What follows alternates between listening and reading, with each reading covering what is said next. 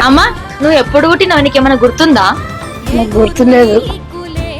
నైరు సింధి కొత్త ఎక్కినప్పుడు తెలుసు.